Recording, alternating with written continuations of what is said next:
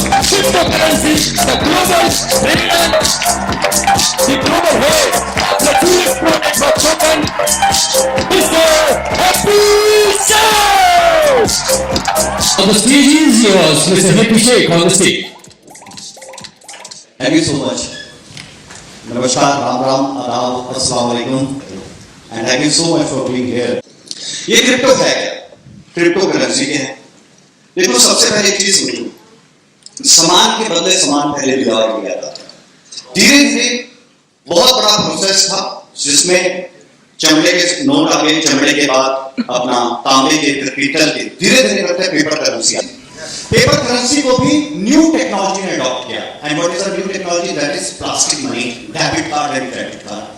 Debit card और credit card को भी रिप्लेस किया डिजिटल मनी में। अब एक बात समझना, आज के समय में पेटीएम, गूगल पे, फोन पे, हम ये सब यूज कर रहे हैं कि नहीं कर रहे हैं?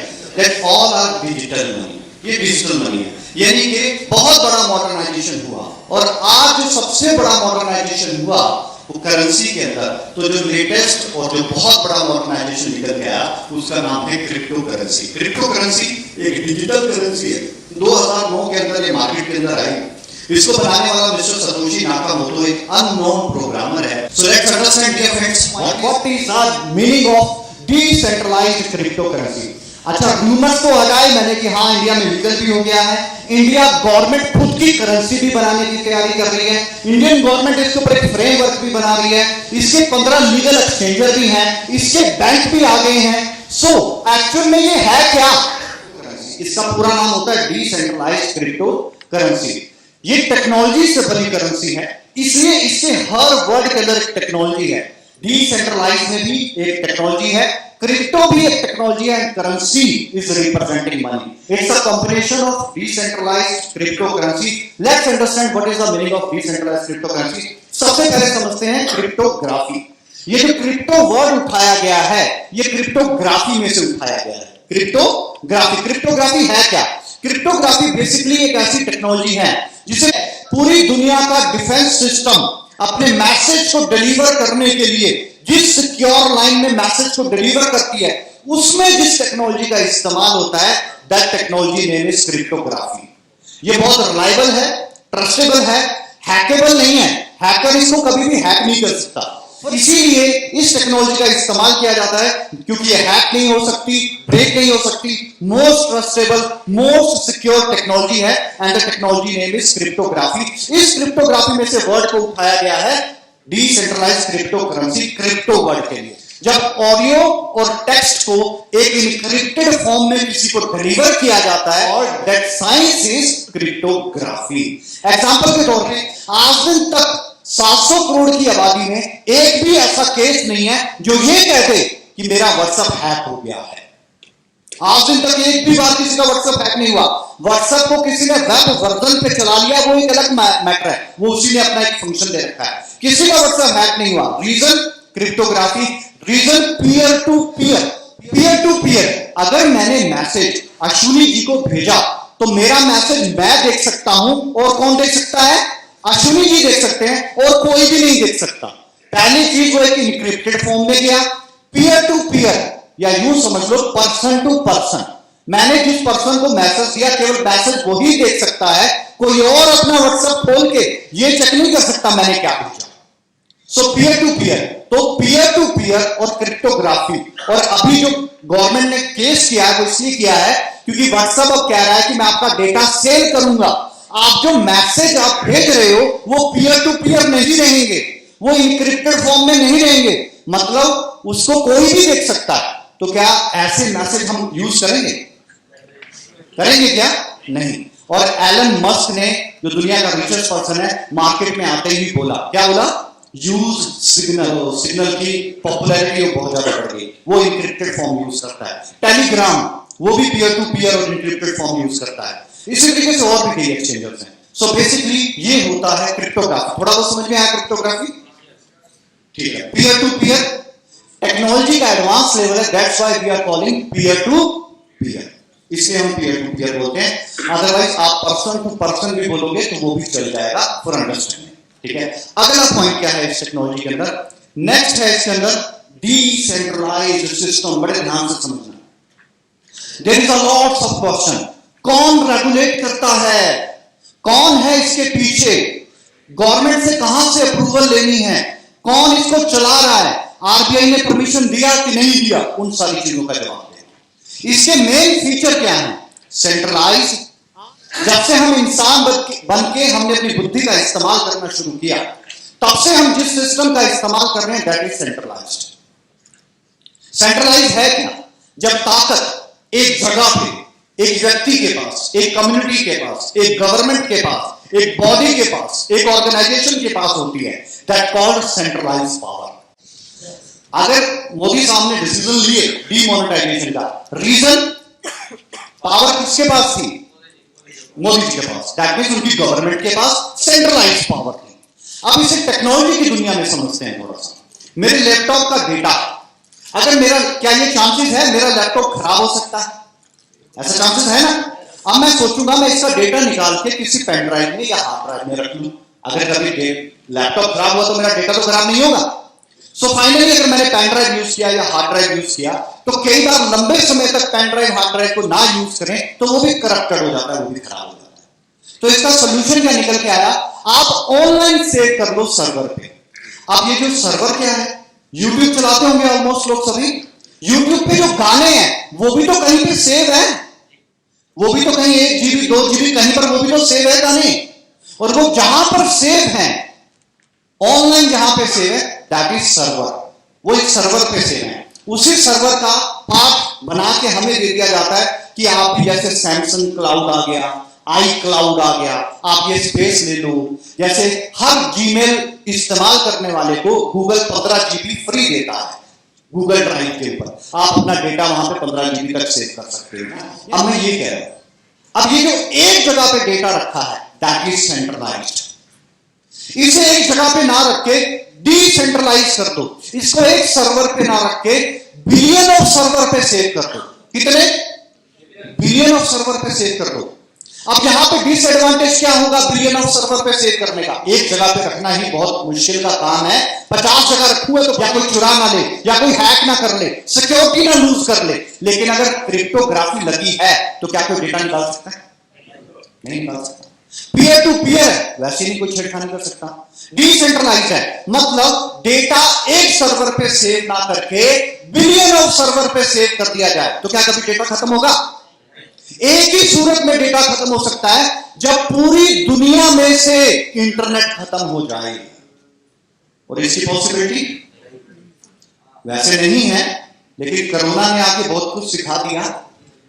हम कहते हैं अगर है भी तो भी कोई दिक्कत नहीं है। जिस दिन दोबारा किसी ने इंटरनेट बना के प्लग इन किया, ये दोबारा फिर जिंदा हो गया। पेपर करेंसी को जलाया जा सकता है, खत्म किया जा सकता है। क्रिप्टो करेंसी को कभी भी जलाया नहीं जा सकता और कभी भी खत्म नहीं किया जा सकता।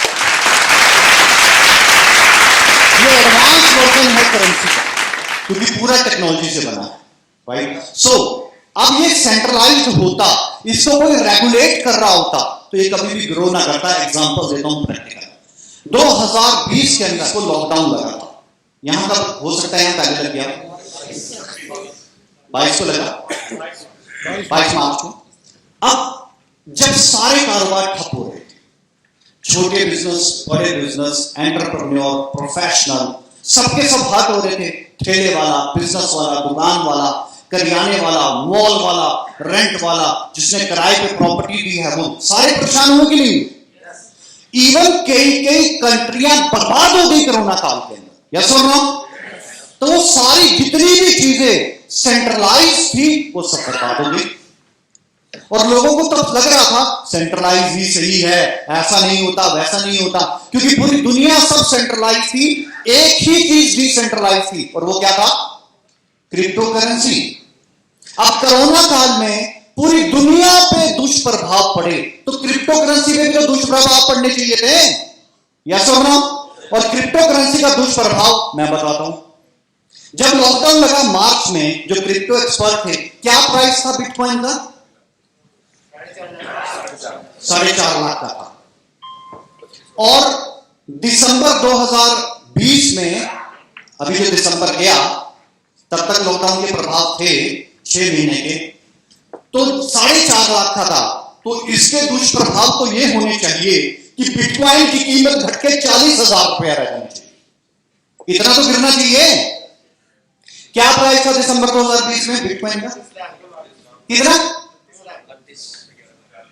36 लाख रुपया। It's a live example. जितनी भी सेंट्रलाइज चीजें थी वो सब कहीं ना कहीं पर प्रभावित हुई। केवल क्रिप्टो करेंसी जो डिसेंट्रलाइज थी वो प्रभावित नहीं हुई। और इस चीज की समझ दुनिया को, देश को, गवर्नमेंट को और देशों को भी समझ में आई कि डिसेंट्रलाइजेशन का पावर कितना बड़ा है। और जो क्रिप्टो करेंसी उस वक्त क्रिप्टो करेंसी था जिसमें लॉकडाउन लगा था, लॉकडाउन के टाइम 4 लाख रुपए का था और आज का प्राइस जानते हो कितना है? सिर्फ 40 लाख रुपए टच किया। कितना सर? 40-42 लाख रुपए टच कर दिया। So that is the real power of decentralisation. समझ में आ गया sir? Power of decentralisation. So अभी तक जो सिस्टम चल रहा है पूरी दुनिया में वो सेंट्रलाइज चल रहा है या डिसेंट्रलाइज चल रहा है? सेंट्रलाइज चल रहा है। सिर्फ डिसेंट्रलाइज एक ही चीज है और वो क्या है? Crypto currency. आज इस चार्ट को देखेंगे तो समझ में आएगा सेंट्रलाइज क्या है। ये मेन बीच में रिजर्व बैंक ऑफ इंडिया है और ये इधर सारे बैंक है, चाहे पीएनबी, एसबीआई है, आईसीआई है, एचडीएफसी है। पावर किसके पास है? सारी अलग अलग, हर स्टेट में अलग अलग गवर्नमेंट हो जाए चाहे, लेकिन पावर किसके पास होगी? सेंट्रल गवर्नमेंट के पास होगी। तो यहां पर एक जगह पे पावर नहीं है, यहां पे कई जगह पे पावर है। अगर टेक्नोलॉजी की दुनिया में समझे तो एक जगह पे डेटा नहीं पड़ा, बिलियंस ऑफ सर्वर पे डेटा पड़ा। उस डेटा को खत्म करना एक किस्म से नामुमकिन है। अब ऐसी चीज से बनाया गया है क्रिप्टो करेंसी को। That's why they word use decentralized. समझ में आई बात? कंप्लीट डिसेंट्रलाइजेशन ही इसका मेन प्रोटोकॉल है और इसी प्रोटोकॉल के ऊपर हमें काम करना चाहिए। सो क्रिप्टोग्राफी क्या होती है? समझ में आई क्रिप्टोग्राफी? यस और नो? दूसरी चीज डिसेंट्रलाइजेशन और तीसरी चीज that is the currency. Currency is representing money. So it's a combination of decentralized cryptocurrency. I hope so थोड़ा बहुत समझ में आया। And the next one is very much important. That is blockchain. ये वो टेक्नोलॉजी है, इससे आगे अभी कोई टेक्नोलॉजी नहीं बनी। और इसके बारे में ये बताया जाता है कि जिस भी फील्ड में, जिस भी क्षेत्र में, जिस भी जगह पर ब्लॉकचेन को इंप्लीमेंट कर दिया जाए वहां पर स्कैम का रेशियो 0 हो जाएगा। There is no space for scam. Blockchain एक टेक्नोलॉजी है और ये ब्लॉक्स की चेन है। लेट्स अंडरस्टैंड ये ब्लॉकचेन कैसे काम करती है, बड़े ध्यान से समझिए। ब्लॉकचेन क्रिएट करने के लिए 3 चीजों की जरूरत पड़ती है: data, hash and hash of previous block. 3 चीजें हैं: data, hash of previous block. Let's understand data क्या है। Data is giver, receiver and the purpose of transaction. हम फाइनेंस की बात कर रहे हैं तो हम पैसे की बात कर रहे हैं। एग्जांपल, मैंने मुमताज जी को या असलम जी को $100 ट्रांसफर किए। अब data giver, receiver and the transaction amount. तो यहां पर गिवर कौन है? मैं हूं। मैंने असलम जी को $100 ट्रांसफर कर दिए, तो असलम जी रिसीवर हैं and the amount of transaction कितना है? $100 है। तो डेटा कंप्लीट हुआ। अब ये अलग अलग फील्ड में कैसे होगा? एग्जांपल के तौर पर अगर रियल एस्टेट पे अगर ब्लॉकचेन इंप्लीमेंट कर दिया जाए, मैंने 1000 स्क्वायर यार्ड प्रॉपर्टी खरीदी, आई एम द बायर, देने वाला गिवर और seller and the purpose of transaction is property. समझ में आ रही है बात?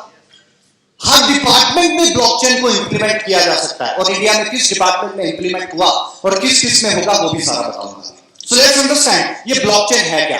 ब्लॉकचेन के लिए चाहिए data, data giver, receiver and the transaction amount. और दूसरी चीज है हैश। हैश एक यूनिक आइडेंटिफिकेशन नंबर होता है। जब भी कोई ट्रांजैक्शन होती है तो एक ट्रांजैक्शन कोड जनरेट होता है और ब्लॉकचेन के अंदर ये जो कोड है ये अल्फा न्यूमेरिक अपर केस और लोअर केस के कॉम्बिनेशन से बनता है और ये कभी भी मैच नहीं होता। कभी भी कोई ट्रांजैक्शन आईडी किसी के साथ मैच नहीं होता। यहां पर बताया जाता है हैश को लेके कि 700 करोड़ की दुनिया में चेहरे तो मैच कर सकते हैं, चेहरे तो मिल सकते हैं, लेकिन हमारे फिंगरप्रिंट और रेटिना कभी भी मैच नहीं करती। यस और नो? तो ये जो ट्रांजैक्शन है इसमें इतनी जबरदस्त टेक्नोलॉजी लगाई गई है कि कभी भी कोई हैश किसी और हैश से मैच नहीं खाता। शायद आपको ना पता हो, टेक्नोलॉजी में एक छोटा सा चेंज बहुत बड़ा रेवोल्यूशन लेके आया। और जब बैंक ट्रांजैक्शंस करते थे नेट बैंकिंग से, तो ओटीपी नहीं आता था। 2007 में सबसे पहले ओटीपी लगाया गया। क्यों? क्योंकि पेमेंट ट्रांजैक्ट होती पता ही नहीं चलता। अगर किसी के हाथ में मोबाइल लग गया या नेट बैंकिंग का पासवर्ड लग गया, वो पेमेंट अमेरिका में एक खाते से पैसे निकले, उसके बाद ओटीपी लगना शुरू हुआ। और एक ओटीपी लगने से बहुत बड़ा रेवोल्यूशन क्रिएट हो गया। सो एक छोटा सा चेंज बहुत बड़ा रेवोल्यूशन क्रिएट करता है। इन द सेम हैश एक यूनिक आइडेंटिफिकेशन नंबर है। And the next one is, जो तीसरी चीज है जो ब्लॉकचेन को बनाती है, that is hash of previous block. Blockchain कैसे बनती है या ब्लॉक्स की चेन कैसे बनती है, लेट्स अंडरस्टैंड। ब्लॉकचेन बनाने के लिए तीन चीजें चाहिए, data, hash and hash of previous block. Data क्या है? Giver, receiver and the purpose of transaction. And hash क्या है? Unique identification number. टेक्नोलॉजी का एडवांस वर्जन है, that's why they are using hash. And third one is hash of previous block. Blockchain के अंदर जो सबसे पहला कॉल जो ब्लॉक बनता है, जो पीछे हमको नहीं दिख रहा, मैं अभी ये स्लाइड चेंज करूंगा, ये ऊपर आ जाएगा, फिर आपको दिख जाएगा। ब्लॉकचेन में पहला block that called genesis block. अब ये जो जेनेसिस ब्लॉक है, ये डेवलपर के द्वारा बनाया जाता है, स्मार्ट कॉन्ट्रैक्ट्स के द्वारा बनाया जाता है। अब ये ट्रांजैक्शन समझना, ब्लॉक की चेन कैसे बनती है। एग्जांपल, मैंने $100 असलम जी को भेजे, ब्लॉकचेन पे क्या इफेक्ट पड़ेगा, इस चीज को समझते हैं। सबसे पहले चाहिए data. I am giver, sir receiver and the purpose of transaction $100। जैसे ही ट्रांजैक्शन होगी, एक ब्लॉक, हर ट्रांजैक्शन पे एक ब्लॉक क्रिएट होता है। जैसे ही ये ब्लॉक क्रिएट होगा, तो ब्लॉक क्रिएट होते ही एक हैश बनेगा। डेटा गिवर रिसीवर, मैं ऊपर ही दिखाता हूं, दो लोगों को नहीं दिख रहा। डेटा ये है कुंडी, पहला block that called genesis block. मैंने $100 सर को ट्रांसफर किए, तो एक ब्लॉक क्रिएट हुआ। इस ब्लॉक के अंदर डेटा क्या है? I am giver, sir receiver and the amount of transaction is $100। Hash एक यूनिक आइडेंटिफिकेशन नंबर। तीसरी चीज चाहिए हैश ऑफ प्रीवियस ब्लॉक। पीछे के साथ कड़ी भी तो जोड़ने पड़ेगी, पीछे भी तो कड़ी जुड़ेगी, that is the hash of previous block. अब असलम जी ने $100 अपने पास रखे, उसमें से $50 निकाले और वो $50 मुमताज जी को ट्रांसफर कर दिए। क्या होगा? जैसे ही इन्होंने $50 ट्रांसफर किए, तो $50 ट्रांसफर करके ब्लॉक क्रिएट होगा। ब्लॉक में डेटा चाहिए। अब ये रिसीवर है, गिवर है, इसके ईगो देखो। अब ये गिवर है, मुमताज जी रिसीवर है, and the purpose of transaction $50। Hash एक नया आइडेंटिफिकेशन नंबर जुड़ेगा और हैश हो, और इसी हैश से जुड़ेगा पुराना हैश, तभी तो कड़ी से कड़ी जुड़ेगी। यस और नो? अब अगेन मुमताज जी ने $100 हमारे अश्विनी जी को ट्रांसफर कर दिए, और $50 थे, $50 में से 50 के 50 कर दिए या 25 कर दिए, एग्जाम्पल 50 कर दिए। तो जैसे ही $50 ये ट्रांसफर करेंगे आगे, तो एक और ब्लॉक क्रिएट होगा, डेटा। अब Mumtaz ji giver, Ashwini ji receiver, purpose of transaction $50, एक ट्रांजैक्शन आईडी जनरेट होगा, और हैश ऑफ प्रीवियस ब्लॉक पिछले आईडी के साथ इसका जुड़ा होगा। समझ में आई सब चीज? ब्लॉकचेन कैसे बनती है समझ में आई? अभी ज्यादा समझ आएगी, बताता हूं एग्जांपल के साथ। 1980 की एक प्रॉपर्टी थी, लैंड एंड एक्विजिशन सिस्टम। 1980 की एक प्रॉपर्टी थी, 1990 में बिकी, सन 2000 में बिकी, अब 2020 में मैंने खरीदना है उस प्रॉपर्टी को। अगर ब्लॉकचेन लगा होगा, तो इसमें कहीं पर भी कोई भी स्कैम नहीं हो सकता। हम इसके ऊपर चर्चा कर रहे हैं। अच्छा, क्या इंदौर वाले बताएंगे, यहां पर एक प्रॉपर्टी की एक ही रजिस्ट्री होती है या कई बार निकल आता है 2-3 दिन आगे के नाम? सबसे पहले हमारे दादाओं और परदादाओं के नाम थी, तब तो रजिस्ट्री नहीं थी साहब, नहीं थी ना। तब जिस पेपर पे वो लिखा होता था, पटवारी उसको देता था, क्या बोलते हैं आपके यहाँ पे? खसरा बोलते हैं। वो जो खसरा नंबर जिस पे लिखा होता है, हमारे वहां उस पेपर को फर्क बोलते हैं। मतलब तो समझ गए ना? जो पुरानी प्रॉपर्टी थी वो उस पेपर पे थी, उसके बाद रजिस्ट्री होती थी। वो जो पुरानी प्रॉपर्टी का जो खजाना है, वही जेनेसिस ब्लॉक है। पहली बार ये प्रॉपर्टी बिकी 1980 में। अब सर ध्यान, जब ये प्रॉपर्टी बिकेगी, तो डेटा बेचने वाला ये भाई था, लेने वाला मान लो मैं ही था या कोई और था, और 1 बीघा लैंड की हैश एक यूनिक आइडेंटिफिकेशन नंबर, या यूं मानो कि जब रजिस्ट्री हुई तो रजिस्ट्री नंबर जनरेट हो गया। अब रजिस्ट्री नंबर जनरेट हो गया। अब वो रजिस्ट्री नंबर जहां से वो रजिस्ट्री हुई हैश ऑफ प्रीवियस ब्लॉक, पुरानी रजिस्ट्री से भी तो जोड़ेंगे, तभी तो कड़ी से कड़ी जुड़ेगी। अब क्या हुआ, 1 बीघा लैंड में से आधा बीघा इस पर्सन ने आगे बेच दिया। जब इसने आधा बीघा बेचा तो यहां पर डेटा, ये बेचने वाला, इधर कोई खरीदने वाला, और आधा बीघा लैंड हो गई। हैश एक नया आइडेंटिफिकेशन कोड जुड़ गया, हैश ऑफ प्रीवियस ब्लॉक, पुरानी रजिस्ट्री का नंबर भी तो जोड़ेंगे, तभी तो ब्लॉक से ब्लॉक जुड़ेगा। फिर सन 2020 में अब मैंने प्रॉपर्टी खरीदनी है, तो मैं एक बार ब्लॉकचेन एक पब्लिक लेजर है, खाता है, डिजिटल खाता है ये, जिसमें दुनिया की हर ट्रांजैक्शन रजिस्टर्ड होती है। तो जब मैंने यहां पर इस प्रॉपर्टी को खरीदना है, तो मैं अपने से पहले किसने खरीदी, किसने बेची, इससे पहले किसने खरीदी, किसने बेची, इसका जेनेसिस कौन था, खानदानी किसके पास थी ये प्रॉपर्टी, वो तक चेक कर सकता हूं ब्लॉकचेन के अंदर। अब एक बात को समझना, अगर मैंने ये प्रॉपर्टी खरीदी और ब्लॉकचेन लगा था, तो 5 आदमी के नाम तो रजिस्ट्री हो ही नहीं सकती, क्योंकि जब भी रजिस्ट्री होगी तो रजिस्ट्री पुराने नंबर से जुड़ेगी ना। Hash of previous block, registry of previous number. और अगर वहां पर वो किसी दूसरे आदमी के नाम बोल गई तो कोई खरीदेगा, पता चल जाएगा स्कैम है, यस और नो, पता चल जाएगा ना स्कैम है। सिमिलर थिंग, सेम चीज। अब प्रॉपर्टी के अंदर अगर ब्लॉकचेन लगा दिया जाए तो 100% स्कैम रोके जा सकते हैं। अब हुआ क्या, लैंड एंड एक्वाजिशन का रिकॉर्ड सबसे पहले तेलंगाना के अंदर इंप्लीमेंट किया गया, आंध्रा गवर्नमेंट के द्वारा सबसे पहले आंध्रा और तेलंगाना में इंप्लीमेंट किया गया। 2017 के अंदर ब्लॉकचेन टेक्नोलॉजी को अडॉप्ट किया गया। नतीजा ये हुआ, 2020 तक पहुंचते पहुंचते 95% लैंड एंड एक्वाजिशन के स्कैम खत्म हो गए। 95% स्कैम खत्म। वो जो 5% जुगाड़ बच गया वो भी जल्दी हो जाए। समझ में आई सब चीज, ब्लॉकचेन समझ में आई। So data, hash of previous block, 3 चीजों से ब्लॉकचेन बनता है। ऐसे ही बैंक में जाते हैं, वहां एक वैलिडेटर बैठा होता है, वैलिडेटर जो आपकी फोटो देख के बोलता है हाँ ये वही आदमी है जो पैसा निकलवाने आया है, और फिर एक साइन भी चेक करता है, ये साइन इस चेक से मिल रहे कि नहीं मिल रहे। ऐसा होता है कि नहीं होता है, उसको वैलिडेटर बोलते हैं। इस पब्लिक लेजर के अंदर भी, इस ब्लॉकचेन के अंदर भी एक वैलिडेटर होता है, और वो होता है कम्युनिकेटिंग नोड। ये जो बिंदु बिंदु दिख रहे हैं ना, डॉट डॉट, ये जो डॉट डॉट हैं यही कम्युनिकेटिंग नोड होते हैं, और ये सिंबल होता है ब्लॉकचेन का। तो ये जो कम्युनिकेटिंग नोड है, अब जो नियर बाय कम्युनिकेटिंग नोड है वो ट्रांजैक्शन को वैलिडेट करता है, रजिस्टर करता है, और रजिस्टर करने के बाद जितनी और कम्युनिकेटिंग नोड हैं उनमें पेयर कर देता है, ब्रॉडकास्ट कर देता है। अब अगर कोई बोले मैं ब्लॉकचेन में भी चेंज कर सकता हूं, तो उसको हर कम्युनिकेटिंग नोड को चेंज करना पड़ेगा, एडिट करना पड़ेगा। अच्छा ये बताओ, अगर इसे एडिट किया जा सकता तो ये सेंट्रलाइज होता कि डिसेंट्रलाइज?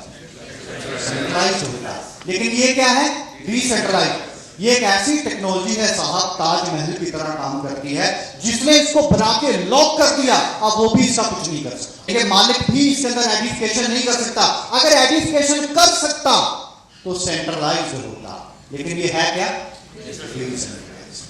समझ में है। दूसरी चीज, अब ये जो कम्युनिकेटिंग नोड हैं, ये कम्युनिकेटिंग नोड हमें हर ट्रांजैक्शन के लिए एडिट करने पड़ेंगे।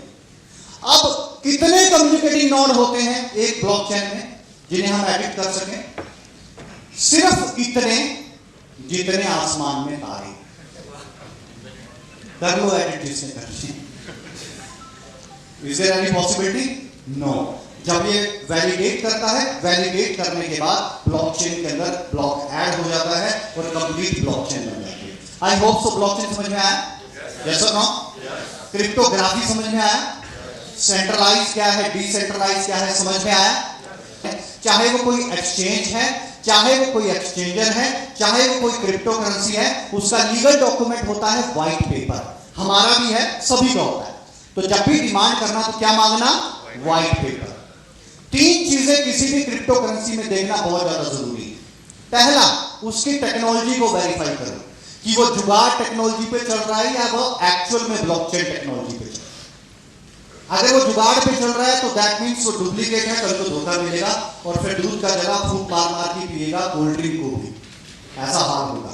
दूसरी चीज, टेक्नोलॉजी वेरीफाई हो जाए उसके बाद देखो कंप्लीट डिसेंट्रलाइजेशन, क्या वो करेंसी एक्सचेंज के ऊपर अभी आई है कि नहीं आई है।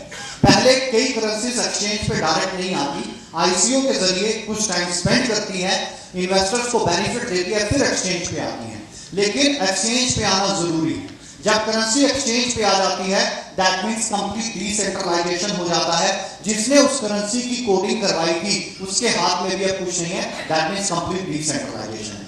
तीसरी चीज, कोई भी क्रिप्टो करेंसी बन जाती है तो उसका यूटिलाइजेशन हो रहा है कि नहीं। इन तीन चीजों के ऊपर किसी भी क्रिप्टो करेंसी की ग्रोथ और क्रिप्टो करेंसी को करना चाहिए। अगर ये तीन चीजें वेरीफाई नहीं होती तो कभी भी किसी क्रिप्टो में हाथ ना डालो, लॉस हो सकता है। किसी की बातों पे मोटिवेशन में मत आओ, उससे तीन चीजें पूछो, टेक्नोलॉजी वेरीफाई करवाओ, एक्सचेंज वेरीफाई करवाओ और अपना यूटिलाइजेशन वेरीफाई करवाओ। अगर ये तीन चीजें वेरीफाई हो जाती हैं उसके बाद क्रिप्टो में काम करना, फिर व्हाइट पेपर स्टडी करना, व्हाइट पेपर में उसका हिस्ट्री मैप चेक करना। बहुत से लोग अपने व्हाइट पेपर में हिस्ट्री मैप ही नहीं डालते, वो कौन है कभी बताते ही नहीं, वो क्या करेंगे ये बताएंगे। जब वो सारी चीजें वेरीफाई हो जाएं, एक ही चीज थी, आज तक आदमी देखना पड़ता था, अब ये डिसेंट्रलाइज सिस्टम है, यहां बंदा देखने की जरूरत नहीं है। टेक्नोलॉजी, डिसेंट्रलाइजेशन और यूटिलाइजेशन देखो। बंदा चाहे खुद बोलता रहे ये प्रोजेक्ट ग्रो नहीं करेगा, मगर यूटिलाइजेशन सॉलिड है, टेक्नोलॉजी सॉलिड है, एक्सचेंज पे है, तो उसकी ग्रोथ को कोई दुनिया की ताकत नहीं रोक सकती। और चाहे वो खुद बोलता रहे ये ग्रो करेगा, लेकिन टेक्नोलॉजी बेस्ट नहीं है, एक्सचेंज पे नहीं है और यूटिलाइजेशन प्लेटफॉर्म नहीं है, तो जितना मर्जी बेस्ट प्रोडक्ट वर्ल्ड का बना ले वो ग्रो नहीं करेगा।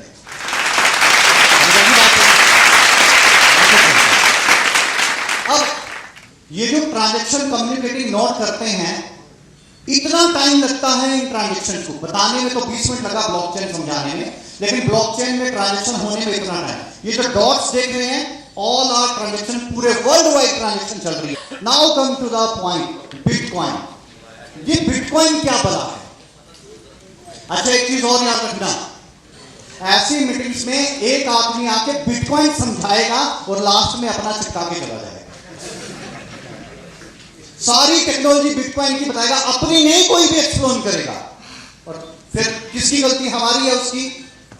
वो जो करने आया था वो कर गया। समझ रहे हैं ना बात को? बिटकॉइन एक क्रिप्टो करेंसी है, इसलिए समझा रहा हूं, वरना अदरवाइज अभी तक सिर्फ और सिर्फ प्रोजेक्ट ही समझा, अभी तक एलपीएनटी की भी मैंने कोई बात नहीं की। सो लेट्स अंडरस्टैंड बिटकॉइन क्या है। बिटकॉइन वर्ल्ड की सबसे पहली क्रिप्टो करेंसी है। बिटकॉइन भी एक टेक्नोलॉजी से बनी करेंसी है। इसे समझते हैं क्या है। बिट इज अ कंप्यूटर किसने सीखा? सबने। सबसे पहले लैंग्वेज सिखाई जाती कंप्यूटर की। कंप्यूटर की इनपुट लैंग्वेज और आउटपुट लैंग्वेज है 101010। यस और no? That called binary. Bit and coin is a combination of Bitcoin. Bit is the smallest unit of technology. Bit is basically smallest unit of technology. First जो 10 है उसको bit कहते हैं, then 1010 को nibble कहते हैं, then KB, then MB और MB के बाद GB, that is a gigabyte, जैसे हम कहते हैं 2 GB data, 10 GB data, then TB, terabyte, 1 terabyte में 999 GB होते हैं। समझ में आ गया सर बात? So bit is the smallest unit of technology and coin is representing money, पैसा. So it's a combination of technology and currency that called Bitcoin. So Bitcoin के बारे में सबको लोगों को भी थोड़ा वो नाम सुना है, कईयों ने अधूरा सुना है। कई लोग ये पूछते हैं इसका रेट क्यों बढ़ रहा है, हमें तो ये धोखा ही लगता है, छलावा ही लगता है। चलो अंडरस्टैंड करते हैं ये क्रिप्टो करेंसी में बिटकॉइन का रेट क्यों बढ़ रहा है। घबराना मत, हाथ रख लो दिल पे।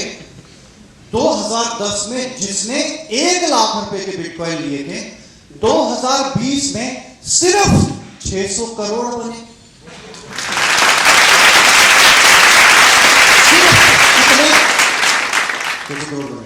क्यों प्राइस बढ़ रहा है? देखो, रिजर्व बैंक ऑफ इंडिया जब नोट छापने पे आता है तो क्या अपनी मर्जी से छापता है? ऐसे तो वो 1-1 करोड़ छाप के सबकी पॉकेट में डाल देगा। आप उन सारे करोड़पति कुछ करने की जरूरत नहीं। कोई प्रोटोकॉल तो है करेंसी छापने का। क्या चाहिए उस करेंसी के अगेंस्ट? गोल्ड चाहिए। जितना gold reserve bank of India के पास होगा उतनी ही वो करेंसी चाहता है। यस और नो? यही चल रहा है ना?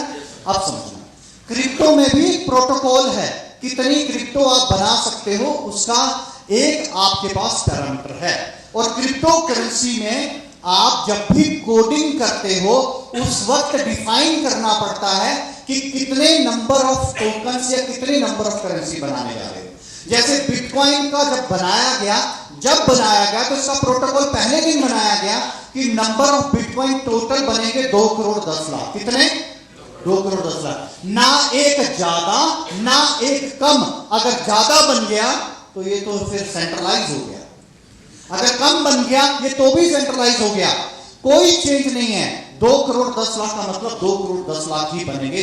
ये इसका पहले प्रोटोकॉल है। ना तो करेंसी ज्यादा बनेगी ना कम बनेगी। सो इसका मतलब हो गया टोटल नंबर ऑफ बिटकॉइन कितने बनेंगे पूरी दुनिया में? 2 करोड़ 10 लाख। दूसरी चीज ब्लॉकचेन का ब्लॉक। एक ब्लॉक बनने का जो टाइम बताया वो 10 मिनट बताया गया। अगर 10 मिनट में कहते हैं ब्लॉक बनेगा तो इसकी माइनिंग होती है बिटकॉइन की। क्या होती है? माइनिंग। क्या होती है बताता हूं। माइनिंग सन 2140 तक चलेगी। कब तक? 2140 तक। चल क्या रहा है? 2021। आज से 120 साल और चलेगी माइनिंग। पता नहीं आप होंगे, पता नहीं मैं होऊंगा, लेकिन माइनिंग होगी। ये टेक्नोलॉजी। अब माइनिंग क्या चीज है ये समझते हैं तो ज्यादा इंटरेस्ट बनेगा। माइनिंग इलेक्ट्रॉनिक मशीनें हैं जिनको माइनर बोलते हैं, और इन माइनर्स को लगाया जाता है कंप्यूटिंग पावर के साथ। और कंप्यूटिंग पावर के साथ जब ये माइनर अटैच होते हैं तो इनके बीच में एक पजल होता है। उस पजल को वो सॉल्व करते हैं और ब्लॉक बनता है। जब वो सॉल्व कर देते हैं तो सॉल्व करने पे एक रिवॉर्ड मिलता है, और वो रिवॉर्ड सिमिलर करेंसी में मिलता है। अगर बिटकॉइन की माइनिंग हो रही है तो रिवॉर्ड किसमें मिलेगा? बिटकॉइन। किसी और करेंसी की माइनिंग हो रही है तो किसी और करेंसी में। अब ये जो बिटकॉइन की माइनिंग है इसके लिए माइनिंग प्लांट लगाए जाते हैं। अब माइनिंग प्लांट कितने बड़े होते हैं? जितना बड़ा हमारा शहर है इतने बड़े बड़े माइनिंग प्लांट लगाए जाते हैं। अच्छा, ये तो आपको पता ही होगा कि जब भी इलेक्ट्रॉनिक मशीन में से करंट निकलता है तो हीट प्रोड्यूस होती है कि नहीं होती? और वो जो हीट प्रोड्यूस, आपने देखा होगा एटीएम में एसी लगा होता है। क्यों लगा है? क्योंकि वहां पर हीट प्रोड्यूस होगी। जहां पर भी इलेक्ट्रॉनिक मशीन है वहां पर हीट प्रोड्यूस होगी। सो ये जो माइनिंग प्लांट है, बिजली का खर्चा बच जाए इसलिए ठंडे एरिया में लगाए जाते हैं। और वो ठंडे एरिया आइसलैंड, साइबेरिया, कनाडा का ठंडा एरिया, अमेरिका का ठंडा एरिया, चाइना का, जापान का, ऐसी जगह खरबों रुपया नहीं खरबों डॉलर इन्वेस्ट करने के बाद माइनिंग प्लांट लगते हैं बिटकॉइन के। ये जितने भी बिलियंस ऑफ डॉलर का माइनिंग प्लांट है इसमें से जो प्रोडक्ट निकलता है, प्रोडक्ट क्या है? बिटकॉइन। ये जितना भी बिलियंस ऑफ डॉलर का इन्वेस्टमेंट है उस प्लांट में, वो पूरा कहां से किया जाएगा? कहां से होगा? उस प्रोडक्ट से ही होगा ना। और वो प्रोडक्ट चाहे बिटकॉइन है चाहे कुछ भी है। आप ध्यान से समझना। सो प्रोटोकॉल था कि पहले 2 करोड़ 10 लाख बनेंगे। सन 2140 तक इसकी माइनिंग चलेगी। और बताया गया कि ब्लॉक सॉल्विंग जो रिवॉर्ड है एक फिक्स अमाउंट जो है वो बिटकॉइन में मिलेगा। और सबसे इंपॉर्टेंट चीज कि जब भी 2,16,000 ब्लॉक सॉल्व हो जाएंगे, ज्यादा टेंशन न लगाना दिमाग पे टेक्नोलॉजी टेक्निक्स में, बस यूं समझ लो 10 मिनट में एक ब्लॉक बनता है। 2,16,000 ब्लॉक बनने में 4 साल। कितने सर? 4 साल। बताया गया कि जब भी 4 साल या 2,16,000 ब्लॉक सॉल्व हो जाएंगे तो बिटकॉइन में हाफिंग होगी। क्या होगा सर? हाफिंग होगी। अगर पहले बिटकॉइन 100 बनते थे तो 4 साल बाद कितने बनेंगे? 50 बनेंगे। बिलियंस ऑफ डॉलर का इन्वेस्टमेंट वही है। 100 साल तो एक लैपटॉप भी नहीं चलता कि चलता है? तो खुद देखो कितना बड़ा इन्वेस्टमेंट है। मशीन्स भी चेंज होनी है, ब्रेक डाउन होना है, मैन पावर भी चाहिए, है ना, और रिक्वायर्ड इलेक्ट्रिसिटी भी चाहिए, बहुत कुछ चाहिए। सो बिलियंस ऑफ डॉलर का इन्वेस्टमेंट के बाद हाफिंग होगी। तो पहले 100 बनते थे, अब कितने बनेंगे? 50। और फिर 4 साल बाद हाफिंग होगी, फिर कितने बनेंगे? 25। फिर हाफिंग होगी, कितने बनेंगे?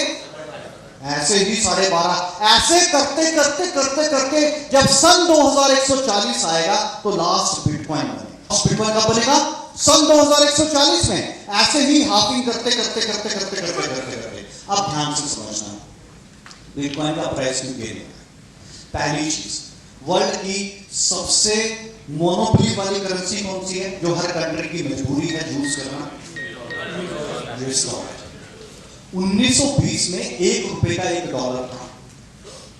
आज $1 में अपन 75-76 रुपए के हैं। यस और नो? तो अपन बढ़े या घटे? अब यूएस डॉलर को पेयर किया पहली बार किसी करेंसी, कौन सी? बिटकॉइन या क्रिप्टो। जितने काम यूएस डॉलर से, अब पूरे वर्ल्ड वाइड सारे काम यूएसडी से, एक्सपोर्ट इंपोर्ट, जितना भी इंपोर्ट है, जितना भी एक्सपोर्ट है, जितना भी आ रहा है, सब यूएस डॉलर में आ रहा है। अब वो जो यूएस डॉलर में है, अगर यूएस डॉलर को कहीं ना कहीं पे ये कवर कर रहा है क्रिप्टो करेंसी, तो जहां यूएस डॉलर चलता है वहां क्रिप्टो चलना शुरू हो गया, तो क्रिप्टो का वर्थ बनेगा या यूएस डॉलर का वर्थ? एक लॉजिक समझ में आ रहा है? बैंक में भी हो गया, यही नहीं कि बोलने में हो गया, जेपी मॉर्गन में हो गया, कई बैंक्स ने इसको पेयर कर दिया, नेस्डेक ने पेयर कर दिया। अब समझना एक बात, अब एग्जाम्पल से जल्दी समझ में आ जाता है। ये पानी की बोतल मान लो हिमाचल की वादियों में या कहीं पर लगाई गई एक फैक्ट्री, उसका इन्वेस्टमेंट लगाया गया 100 करोड़ रुपए का। ध्यान से समझो, 100 करोड़ रुपए की इन्वेस्टमेंट करके 100 बोतल महीने की बनाई जाती है, यानी कि मंथली कितना बनाया जाता है? 100 बोतल। एक बोतल की कीमत $100 है। कितनी साहब? अब जो 100 करोड़ रुपए का इन्वेस्टमेंट मैंने फैक्ट्री पे किया, पूरा तो मैं पानी बेच के ही करूंगा। अब समझना बात, 4 साल के बाद मेरे नेचुरल पानी का सोर्स कम हो गया। अब जो मैं 100 बोतल बना रहा था महीने की पानी की, अब वो बोतल बन रही है 50। तो जब 100 बोतल थी तो पानी की बोतल की कीमत $100 थी, और अब बन रही है 50, तो पानी की बोतल की कीमत कितनी होगी? $50। 200 क्यों? ये डबल क्यों होगा? क्वांटिटी कम रेट ज्यादा। क्वांटिटी कम हो गई, रेट ज्यादा। डिमांड एंड सप्लाई का रोजा बढ़ गया क्या सर? अब अगर ठीक 4 साल के बाद और नेचुरल पानी का सोर्स कम हो गया, अब 50 की जगह 25 बोतल बन रही है, तो अपनी बोतल की कीमत कितनी? अपन पहले पानी का ही धंधा कर लेते हैं, इसमें भी ग्रोथ बढ़ जाती है। अब समझना, अब जितना बिलियंस ऑफ डॉलर का इन्वेस्टमेंट लगा के एक माइनिंग प्लांट लगाया जाता है, और वो बिलियंस ऑफ डॉलर का इन्वेस्टमेंट का जो प्रोडक्ट बनता है वो बिटकॉइन बनता है। तो पहले बिलियंस ऑफ डॉलर का इन्वेस्टमेंट था, तो बिटकॉइन ज्यादा बन रहे थे, फिर 100 बने, फिर 50 बने, अब 25 बन रहे हैं, लेकिन इन्वेस्टमेंट तो वही है। अब लास्ट बिटकॉइन बनाने के लिए भी मुझे 100 करोड़ ही लगाने पड़ेगा। 100 करोड़ लगा पड़ा है, मतलब बिलियंस ऑफ डॉलर। अब बिलियंस ऑफ डॉलर की इन्वेस्टमेंट के बाद प्रोडक्ट निकल के आया एक बिटकॉइन। अब वो बिलियंस ऑफ डॉलर की इन्वेस्टमेंट किससे पूरी करूंगा? एक बिटकॉइन। यस और नो? समझ में आ गई बात? तो जब बिटकॉइन मार्केट में आया, $2 का था, $6 का था, इधर से माइनिंग और हाफिंग होती गई, बिटकॉइन की कीमत $20, $50, $100, $1000, फिर डॉलर्स में आ गई। 2015 में $10,000 का, फिर $60,000 का, 2020 में $30,000 का, और 2021 की शुरुआत में बिटकॉइन $42 लाख का हो गया। और